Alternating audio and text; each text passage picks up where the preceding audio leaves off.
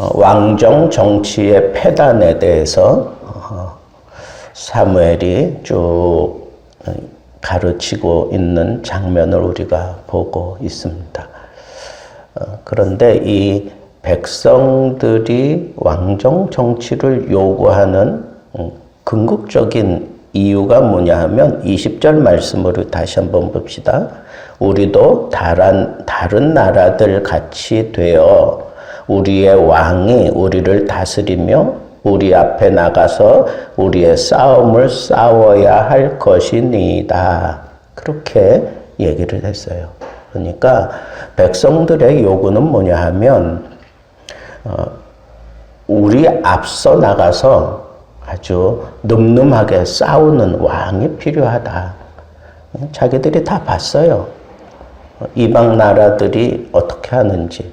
그리고 그 당시 강력한 왕정 정치를 실현하고 있는 애굽의 그 막강한 왕 바로를 보니까 그가 위세를 보이며 그 군대들을 통솔하는 그런 모습들을 보면서 우리도 저런 군사가 필요하고 저런 지휘력 있는 그런 지휘자가 필요하다라고 하는 그런 생각이 그냥 절실하게 들은 거예요. 왜냐하면 자기들은 가나안 땅에 들어와서 정착하여 살고 있지만 계속해서 끊임없는 싸움들이 일어나고 있는 것을 통해서 우리가 이대로 있어서는 안 되겠다. 실상은 하나님이 다 지켜주시고 보호해 주셨는데도 불구하고 그 하나님의 도우심은 눈에 보이지 않고 그 하나님의 도우심이 있기까지는 상당히 애간장을 태우다가 하나님이 도와주시잖아요. 그죠? 그런 상황들이 생겼을 때. 그러니까 그런 것보다는 자기들 눈으로 볼 수 있는 군대가 딱 조직이 되고 그걸 아주 막강하게 통솔하는 그런 지도자가 있으면 든든하겠다라고 하는 생각을 한 거예요. 그런데 그런 생각을 사무엘이 다 간파했기 때문에 사무엘이 너희가 왕을 세우게 되면 왕은 이런 일을 할 것이다 그러면서 얘기하고 있잖아요. 어떤 일들이 있을 거라 그랬어요? 너희 젊은 남자, 여자 다 데려다가 그들의 군대로 삼을 것이다. 이거는 정규적인 군대가 아니라 왕을 위한 군대, 왕을 위한 그런 군사로 되어 있어요. 그리고 왕의 식탁을 책임질 수 있는 그런 젊은 여성들이 필요한데 바로 너희들의 딸들을 데려다가 그 일을 시킬 것이다. 그리고 너희들의 밭에서 나는 소산물을 가져다가 왕이 자기 편리한 대로 쓸 거다 하는 거예요. 자기 식탁뿐 아니라 너희 토지를 어떤 공적을 세운 신하에게 하사를 한다든가 아니면 너희들이 거두어 들인 것을 왕이 자기 욕심을 채우기 위해서 이 모양 저 모양으로 쓰게 될 것이다 라고 하는 그런 얘기들을 쭉 하고 있습니다. 근데 백성들이 강하게 아니로소이다. 우리에게도 왕이 있어야 됩니다. 그러면서 이 장로들이 다 그런 얘기를 듣고 또 모여서 자기들 나름대로 회의를 하지 않았겠어요? 그랬더니 하나님께서는 사무엘에게 이제 저들에게 왕을 주어라.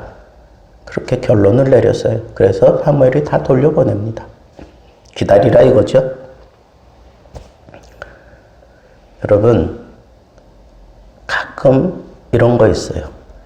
아이들이 막 그냥 너무 졸라대니까 어쩔 수 없어서 아이들 그냥 그 울음 막느라고 아니면 너무 졸라대니까 그냥 위험한 줄 알면서도 그냥 주는 거예요.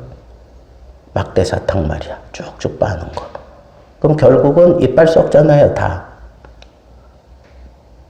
여러분, 그게 부모가 아이를 사랑하기 때문에 주는 걸까요?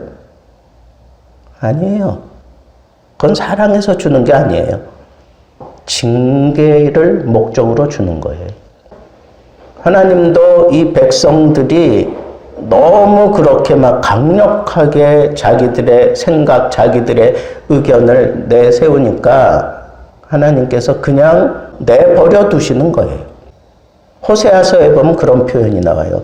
내가 분을 내서 왕을 세웠고 내가 분을 내서 왕을 패했다. 그런 표현을 해요. 그게 무슨 얘기예요? 왕을 세우고 패하는 것도 하나님의 손에 달려 있는데 그 세우고 패하는 그 원인이 뭐예요? 여호와의 노예요. 하나님의 분노. 그러니까 이거는 지금 이 왕정 제도를 지금 하나님이 허락하신 것은 징계적인 차원에서 그런 거예요. 여러분, 내가 요구하는 대로 하나님이 다 주셨다. 그게 복이 전부가 아니에요. 어떤 땐 그게 내 삶을 참 피폐하게 만들고 힘들게 만드는 그런 일들이 얼마든지 있을 수 있어요. 하나님은 그래도 그냥 다 허락해 주셔요. 간혹 가다가 하나님이 살아계시고 불꽃 같은 눈으로 나를 감찰하시는데 내 마음으로는 이게 좀 잘못된 것 같은데 그러면서 했는데 잘 되고 막 사람들이 칭찬하고 그렇다는 거예요. 과연 그럴까요? 그건 하나님의 징계적인 차원으로 묵인하면서 허락해 주신 거예요. 정말 깨닫고 빨리 돌아서지 않으면 완전히 탕자골 나고 마는 거예요. 여러분, 왜 하나님이 이렇게 왕정 제도를 싫어하셨을까요? 사무엘이 하나님의 마음을 충분히 깨닫고 이스라엘 백성들이 왕을 요구하는 것을 노골적으로 싫어한 이유가 뭘까요? 여기서 저는 묵상하면서 세 가지를 깨달았어요. 첫째는 왕이 하나님이 되어서는 안 된다 하는 그 사실이에요. 모든 것이 다 자기를 위하여, 왕을 위하여 그러면서 결국은 어떻게 돼요? 폭정을 일삼을 수밖에 없는 그런 수순으로 간다는 거예요. 그리고 그렇게 되었을 때에는 그 왕정 제도의 폐단으로 인해서 결국은 남북이 갈리는 그런 빌미가 되었어요.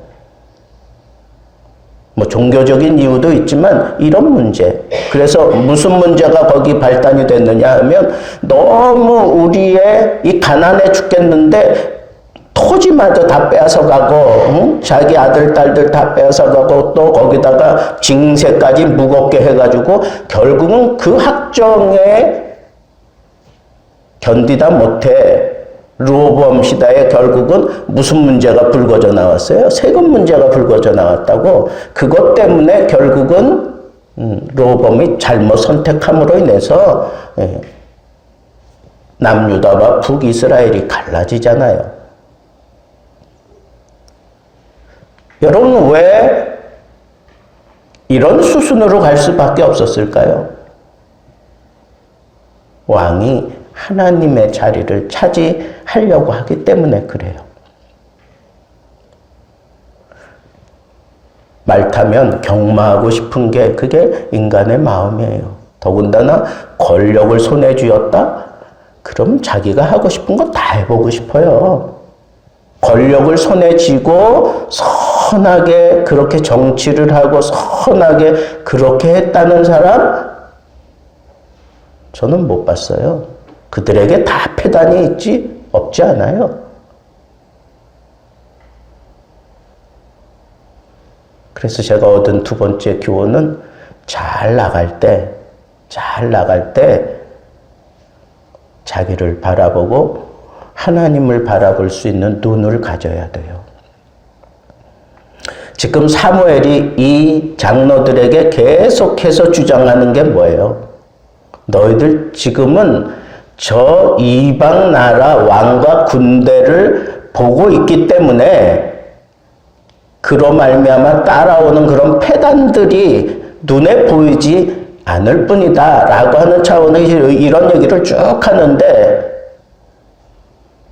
막상 그렇게 되면 어쩔 수 없이 다 그런 수순으로 흘러갈 수밖에 없다고 하는 걸 얘기하지만 안 들어요. 거절을 해.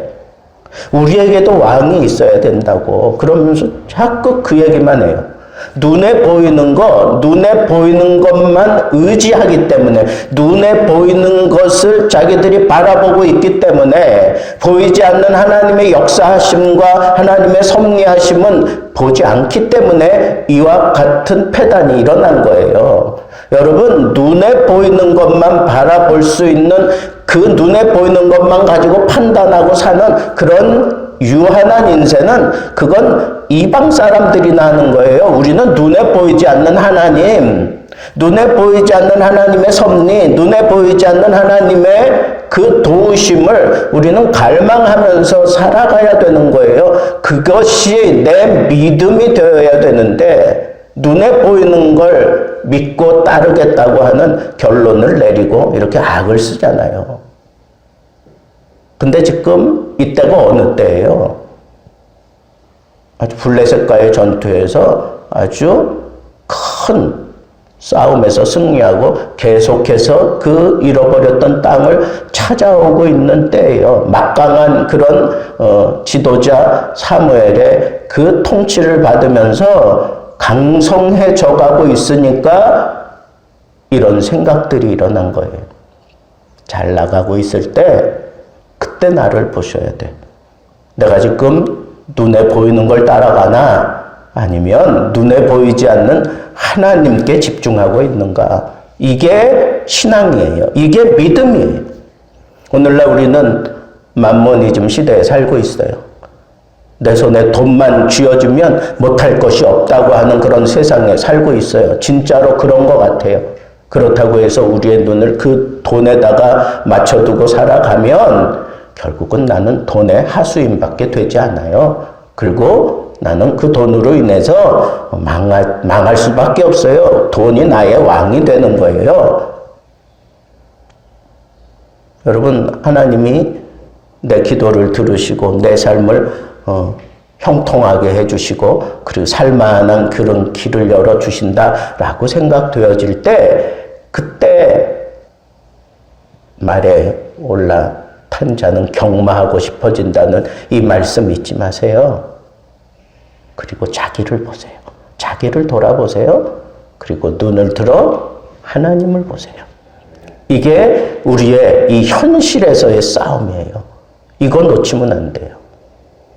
자, 우리 성경 한 구절 찾아 읽고 마치겠습니다. 신명기 17장 14절부터 20절입니다.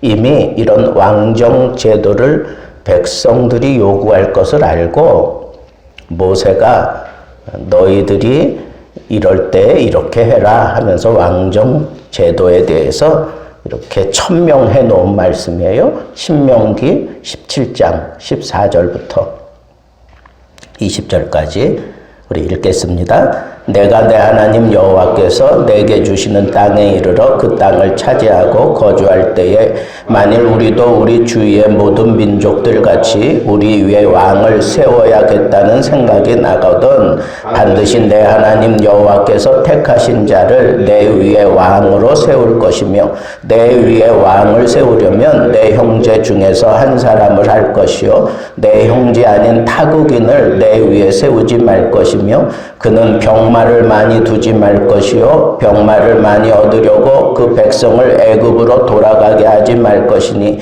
이는 여호와께서 너희에게 이르시기를 너희가 이후에는 그 길로 다시 돌아가지 말 것이라 하였습니다. 그에게 아내를 많이 또 그의 마음이 미혹되게 하지 말 것이며 자기를 위하여 은금을 많이 쌓지 말 것이니라. 그가 왕위에 오르거든 이 율법서의 등사본을 레위 사람 제사장 앞에서 책에 기록하여 평생에 자기 옆에 두고 읽어 그의 하나님 여호와 경외하기를 배우며 이 율법의 모든 말과 이 규례를 지킬 것이라. 그리하면 그의 마음이 그의 형제 위에 교만하지 아니하고 이 명령에서 떠나 좌로나 우로나 치우치지 아니하리니 이스라엘 중에서 그와 그의 자손이 왕위에 있는 날이 장구하리라. 아멘. 이른바 그 남유다 북이스라엘로 나뉘어지고 난 이후에 그 왕들의 치세들을 이렇게 쭉 보면 선한 왕이 있고 악한 왕이 있어요. 악한 왕은 하나님을 떠나 우상을 숭배하거나 아니면 우상을 그냥 방임해 놓은 왕들이에요. 그죠? 선한 왕은 뭐냐? 선한 왕의 행실을 보면 첫째로 종교 개혁을 일으켰던 사람들이에요. 그래서 산당을 회파하고 그리고 성전을 정결케 하고 그리고 하나님 앞에서 영적으로 어떤 부흥운동을 일으키고 뭐 이런 일들을 통해서 성경은 선한 왕이다, 악한 왕이다 이렇게 구분을 해요. 그런데 그 많은 왕들 가운데 선한 왕은 4사람밖에 없어요. 근데 그 사람들의 그 선함의 그 결정이 뭐냐? 하나님의 말씀대로 했느냐 아니냐 이거예요. 아니 눈이 다 이방 나라의 왕에게 그 가죽옷에 말에 다 꽂혀 있는 사람들이 무슨 하나님의 말씀에 순종을 하겠어요? 여기 있는 장로들처럼 아니올시다 이렇게 고개 치켜들 뿐이지요. 여러분 왕정 정치 그 자체가 잘못된 건 아니에요. 그러나 이 왕정 정치를 하고자 했던 이스라엘 백성들의 마음속에 하나님이 앉아야 하는 그 자리에 이미 왕이라고 하는 게 거기 앉아있고 그리고 왕정 제도로 인한 어떤 막강함이 그 자리에 파고들어 앉아있는 거예요. 그게 우상이지. 그렇지 않습니까? 그게 우상이지요. 그래서 백성들이 요구했던 건 뭐예요? 이 체제만 갖추게 되면 우리는 이 열왕 가운데에서 언제나 승리할 수 있고 언제나 우리는 지도하는 그런 다스리는 입장에 설 것이다. 우리에게는 이 제도도 있고 하나님이 또 뒤에서 도와주시지 않겠느냐. 그런데 순위가 바뀌었어. 제도가 1위야. 그리고는 하나님은 뒤로 밀려났어요. 여러분 진정한 신앙은 뭐예요? 하나님 제일주의예요. 하나님 제일주의. 하나님 제일주의가 무너지면 아무리 막강한 제도가 우리에게 생기고 우리가 누릴 수 있는 모든 것들이 내 삶에 내 앞에 다 펼쳐져 있다고 할지라도 그 사람은 반드시 고꾸라지고 말 거예요. 여러분 이 왕정 제도의 폐단을 우리가 보면서 우리 마음속에 꼭 잡아야 되는 거 하나님 제일주의. 이걸 지키기 위해서 왕은 반드시 율법서를 등사해서 그것을 늘 품고 그것을 읽으면서 그 말씀의 지도를 따라서 왕의 직분을 다하라고 그렇게 얘기하고 있는 대목을 봐요. 왕은 그런 권력을 사용하는 자리가 아니에요. 자기 욕심을 채우기 위해서 그리고 자기를 강력하게 하기 위해서 뭐 이 병마들을 계속해서 많이 두고 이런 처첩들을 많이 두고 이름으로 인해서 어떤 자기를 드러내는 자리가 아니란 말이에요.